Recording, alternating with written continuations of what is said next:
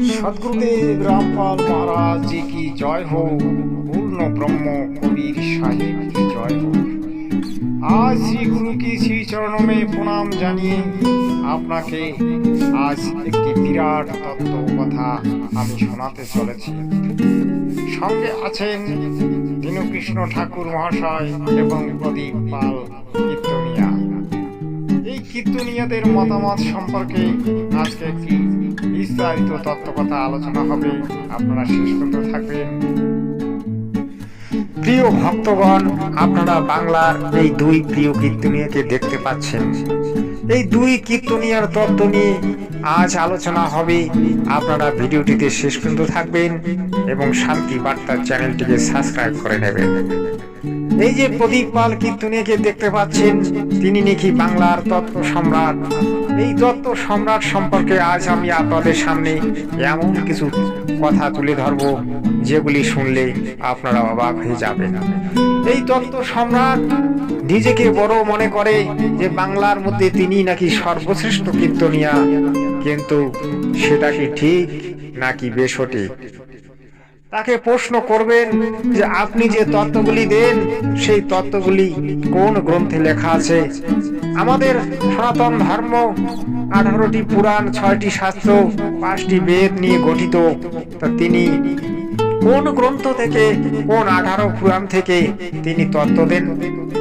তিনি হয়তো দুই একটা পুরাণের নাম উল্লেখ করেন, কিন্তু বাস্তবে সেই পুরাণের পৃষ্ঠাগুলিও তিনি বলেন না কত পৃষ্ঠায় সেই কথাটি লেখা আছে। কারণ তার ঘরে আজ পর্যন্ত কোনো গ্রন্থ আদি নেই। 2-4টা চটি বই কিনে তিনি ওই বাজারে তার তত্ত্ব তুলে ধরেন। তিনি সাধারণত সামাজিক কিছু কথা বলেন যেগুলি আমাদের সদ গ্রন্থে উল্লেখিত থাকে না, যেগুলি আমাদের 4 বেদের মধ্যে নেই, যেগুলি আমাদের গীতার মধ্যে নেই, সেই কথাগুলি তিনি তুলে ধরেন।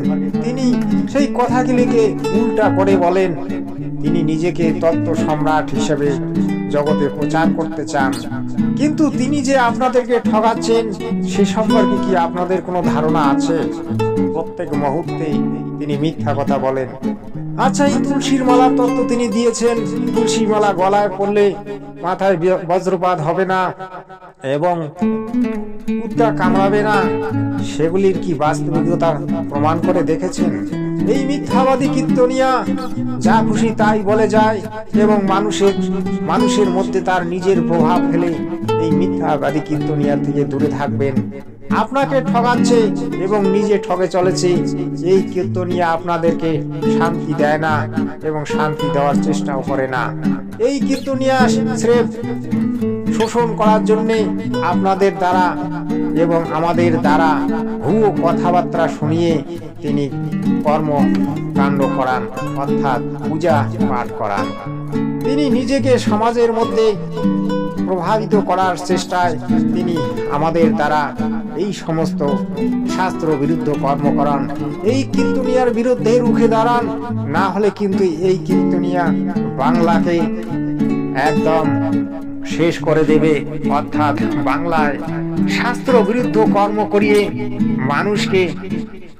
মানুষকে শেষ করে দেবে। অর্থাৎ শাস্ত্র বিরুদ্ধ কর্ম করলে আপনার যে দুর্দশা হবে, আপনি অল্প বয়সেই বিশাল বিশাল রোগগ্রস্ত হবেন এবং আপনি নরকে চলে যাবেন। অপরদিকে এবার আমি বলবো দীনকৃষ্ণ ঠাকুরের কথা। এই দীনকৃষ্ণ ঠাকুর বাংলায় একজন সত্যের সন্ধানী নামে পরিচিত। তিনি সত্যি কি সত্যের সন্ধানী নাকি অন্য কিছু? এই দীনকৃষ্ণ ঠাকুর কিছু কিছু তত্ত্ব কথা তুলে ধরেন যেগুলো শুনতে ভালো লাগে, কিন্তু আবার কিছু লোকের সেই কথাগুলি ভালো লাগে না। কারণ সত্যকে যে স্বীকার করতে জানে না, যে সত্যকে স্বীকার করতে চায় না, তার কাছে সেটা ভালো লাগবে না। সমাজের মধ্যে কিছু মানুষ আছে যে শাস্ত্রকে কোনোদিন অধ্যয়ন করবে না, যে শাস্ত্রকে খুলে দেখবে না, গীতা কোনোদিন পড়বে না। আর সমাজের মধ্যে যে কতগুলি পাখন্ড পূজা, অর্থাৎ শাস্ত্র বিরুদ্ধ পূজা, সেইগুলিকেই ওনারা বলেন যে এগুলোই শাস্ত্র অনুকূল পূজা এবং আমাদের 4 বেদে 18 পুরাণে 6 শাস্ত্রে লেখা আছে। এমন একদিন একজন ব্যক্তির সঙ্গে আমার এই বিষয়ে কিছু তর্ক বিতর্ক হয়। আমি বলেছিলাম যে শাখা সিঁদুর নিয়ে আপনারা অনেক কথা বললেন, সত্যি কি শাখা সিঁদুর না বললে বাঙালিদের অপমান হয়, নাকি বাঙালির মেয়ে ছেলেরা মারা যায়, নাকি তার স্বামী মারা যায়? এই ধরনের প্রশ্নের উত্তর বা এই ধরনের কথা আমাদের চার বেদে কোথায় বর্ণিত আছে? তিনি কিন্তু সে সম্পর্কে কোনো উত্তর দিতে পারলেন না। তিনি বললেন চার বেদে লেখা আছে। আমি বললাম যে চার বেদ যে আছে, ঋক্ যজু অথর্ব, সেই বেদের কোন পৃষ্ঠায় আছে, কত পৃষ্ঠায় আছে, সূক্ত নাম্বার কত, মণ্ডল নাম্বার কত? তিনি কিন্তু উত্তর দিতে পারলেন না। সেখানে বিশাল তর্ক বিতর্ক হলো, কিন্তু তার কাছে কোনো জবাব নেই। এই ধরনের মানুষ বাংলায় অনেক পাওয়া যায়, কিন্তু ঘরে একটা গীতাও তার ঘরে একটা গীতাও পাবেন না, কারণ সেই গীতাও কোনোদিন খুলে দেখে নাই বা খুলে দেখবেও না। সে নিজের মন গড়া কথা বলবে আর সমাজের মানুষকে ভ্রমে ফেলবে, এটাই তাদের স্বভাব। বাংলার সত্য সন্ধানী দীনকৃষ্ণ ঠাকুর মহাশয়কে আমি অনেক সময় প্রশংসা করি। আমার ভিডিওতে আমি প্রায় তার সম্পর্কে কথা বলি। তিনি অবশ্যই কিছু কিছু সত্য তত্ত্ব তুলে ধরেন এবং বাংলাকে তিনি জাগ্রত করতে পেরেছেন। বাংলার ঘরে ঘরে আজ তিনি বিপ্লব আনতে পেরেছেন, কিন্তু তবুও তিনি পরমাত্মার কথা বলছেন না।